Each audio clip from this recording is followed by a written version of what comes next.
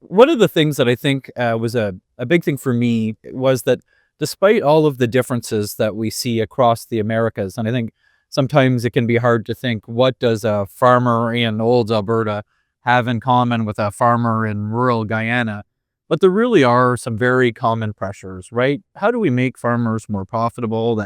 How do we make them more successful? How do we make them more resilient? But how do we also lean into this role of being the Americas, the region, being a major food producer? And so a lot of the solutions were the same. We heard a common refrain about water. How do we better manage our water resources? They talked about digital agriculture, and these are solutions that are here common at Olds. It's a focus of the college. But these are the kind of similar solutions across the Americas, and I think that there's a lot to learn from each other and how we work together, better coordinate and better avoid trying to do things in isolations when we're in a time today when cooperation, collaboration is just going to be essential to success. Now, Manuel Ortero, the Director General for IICA, made a statement this morning that really stuck with me, and it was that every time a farmer leaves the land and migrates to the city and becomes a consumer, we have a problem. What did you think about that? It's an interesting challenge because again, I think one of the things that we're fortunate about in Canada is that we don't worry quite the same about rural migration, but the challenge is still there. I live in a rural community in Western Quebec. I think you see this in rural communities across the country. The hollowing out as people leave farms and move to the cities just creates these challenges, and that's on steroids in some parts of the Americas and around the world where they are so heavily rural communities, and there's so many farmers that are there, and this migration can cause major disruption.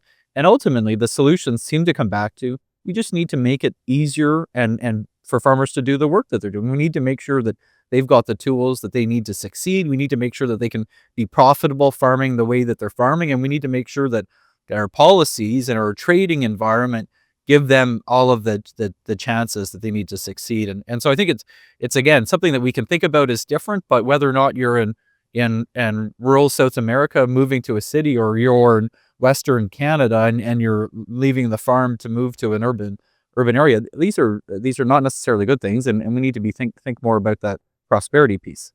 I mean, this was a multinational panel. It featured the Minister of Agriculture for Guyana, the Director General of IICA, the Canadian Assistant Deputy Minister of Agriculture, but they all spoke about the need for an enabling environment for farmers.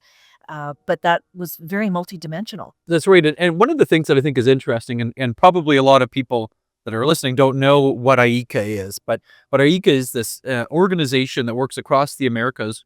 It engages in these kind of international issue dialogues that may not seem very relatable to kind of the average Canadian farmer.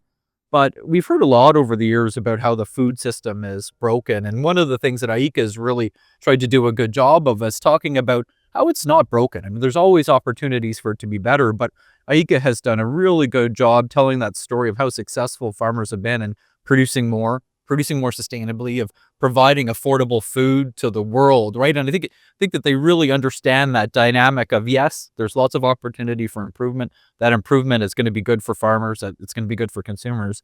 But this idea that we need to completely transform the food system the way that we hear in other parts of the world is not something that they support. And I think IICA is a really strong ally for Canadian farmers and out telling that story about how successful the food system is. It's always risen to every challenge that's come up. I mean, that was pointed out numerous times this morning, that the agricultural system has risen to the challenges, and usually that's when the greatest transformations happen. And they talked about, again, the keys to some of those that rising to the challenge, things like innovation, the future of digital agriculture. Again, these are solutions that are going to be really good things for Canadian farmers. They're going to be good thing for farmers across the Americas. We need to do a better job of figuring out how do we do more of that. I often kind of think in situations like this that the Canadian government maybe gets to take it easy because Canadian agriculture is so successful. When you hear about some of the challenges in the rest of the We're Americas, pushing that point. yeah, well, I think this is the kind of part of the problem that we have, is that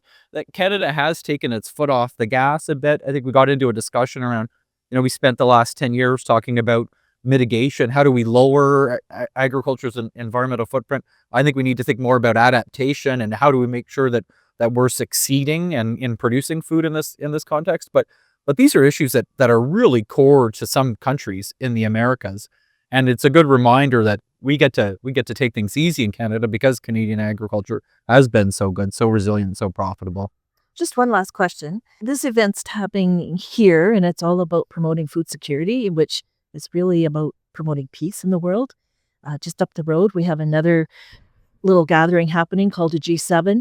Why is it significant that this is happening in the shadow of that G7 summit that's taking place also in Alberta? I think sometimes we forget. We know that agriculture is global, right? We know that agriculture relies on trade and global markets, but I think that we can forget that really, there's a broader-ish set of issues out there that need to be dealt with. We know on the geopolitics of the G7, this is front and center. We've got a new prime minister that's trying to navigate Canada's role in this very challenging landscape. I think this event is a reminder that those same geopolitical issues and the same need to find common collaborations and common solutions exists in the agriculture space too. And so hopefully we do more as a country to really kind of put agriculture in that same geopolitical footprint so that we can better show that leadership that we should be able to show globally. Thank you very much, Tyler. Thank you.